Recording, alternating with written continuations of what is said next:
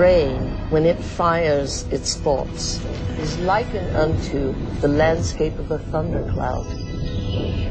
And the synaptic cleft is the sky between the storm and the earth receptor site. And you see this foreboding dark cloud boiling in the sky. And you see electrical impulses moving through it, veins of electric light, and then you see it hit the ground.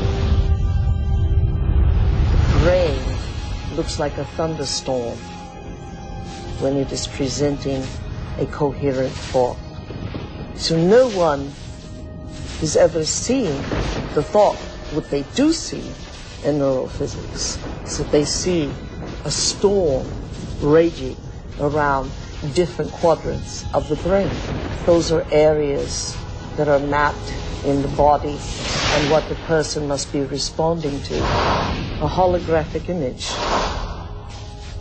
Rage, murder, hate, compassion, love. The brain does not know the difference between what it sees in its environment and what it remembers, because the same specific neural nets are then firing. The brain is made up of tiny nerve cells called neurons.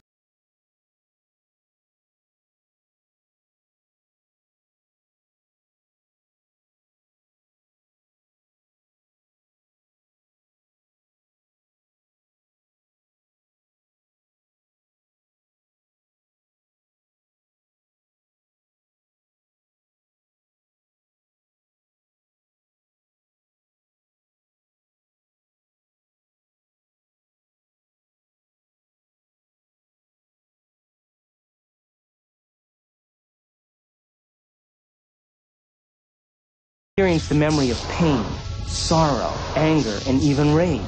Rage may be linked to hurt, which may be linked to a specific person, which then is connected back to love. We build up models of how we see the world outside of us. And the more information that we have, the more we refine our model one way or another. And what we ultimately do is tell ourselves a story about any information that we take in from the environment is always colored by the experiences that we've had and an emotional response that we're having to what we're bringing in. Who is in the driver's seat when we control our emotions or we respond to our emotions?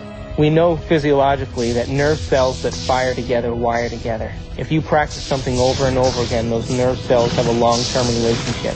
If you get angry on a daily basis, if you get frustrated on a daily basis, if you suffer on a daily basis, reasons for the victimization in your life, you're rewiring and reintegrating that neural net on a daily basis, and that neural net now has a long-term relationship with all those other nerve cells called an identity. We also know that nerve cells that don't fire together no longer wire together. They lose their long-term relationship, because every time we interrupt the thought process that produces a chemical response in the body, every time we interrupt it, those nerve cells that are connected to each other start breaking the long-term relationship.